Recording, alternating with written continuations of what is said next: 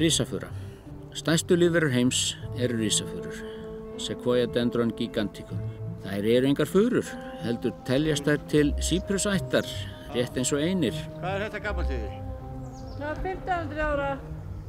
500 ára? 1500. 1500 ára? Og það sem sagt 18 feta breyt, diameter og 245 að hæð. Ekki fara inn í tréð þess. Það er að éta hann!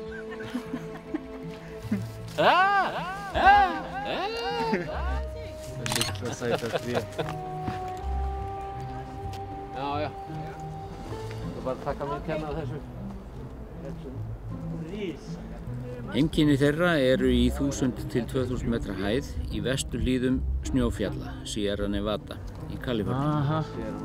Á því hæðarbili er næg úrkoma til að halda upp í þéttum og miklum barrskógum, en hún fellur mest sem snjór að vetrarlagi. Þegar farið fjallgarðinn má sjá risafurur mjög víða, allt frá syðsta hlutanum norður til Tahoe-vatns. Þær vaxa í skógum innan gulfuru, sykurfuru, rauðþinn, degli og risalífið og eru óvíða mikið stærri en þær tegundir, enda ungar. Þarna hafa skógar verið nytjaðir í 170 ár og eru flestir endurvaxnir eftir skógarhögg. Þeir gömlu risafurulundir sem enn standa eru allir verndaðir innan þjóðgarða eða þjóðskóga og verða aldrei felldir.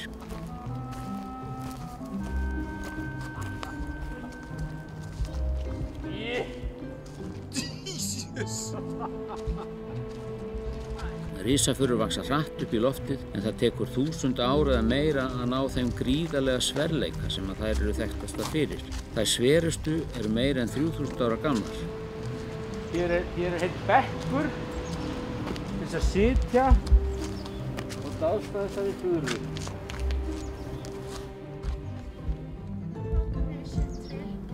Næ.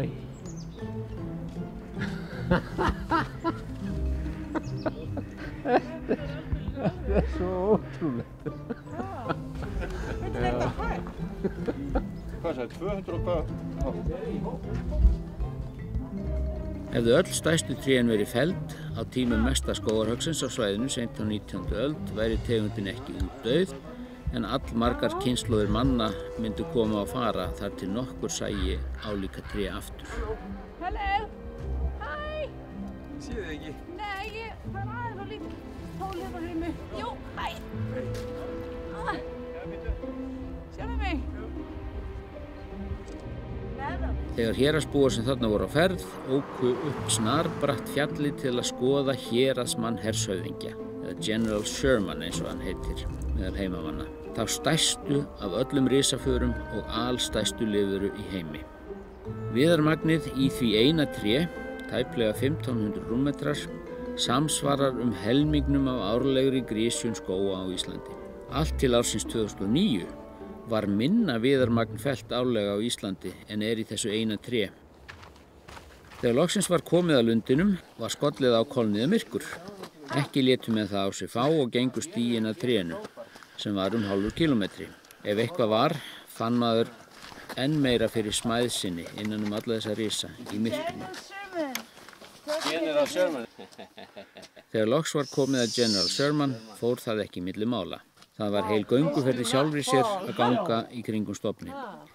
Tréð hafði sitt eigið aðdráttara. Hér erum við stödd við General Sherman í kolniða myrkri, en samt fengum þá upplifun sem að við vonuðumst til. Þetta tré er svo stórt að sést í myrkri. Það sést í myrkri. Ljósið á kamerinu hjálpar að vísu verulega mikið til.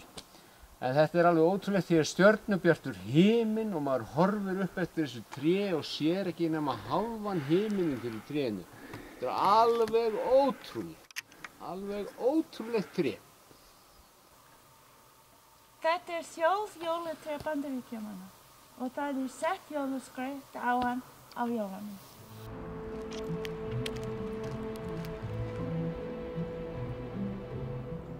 Eflaust hafa flestir séð myndir af General Sherman trénu.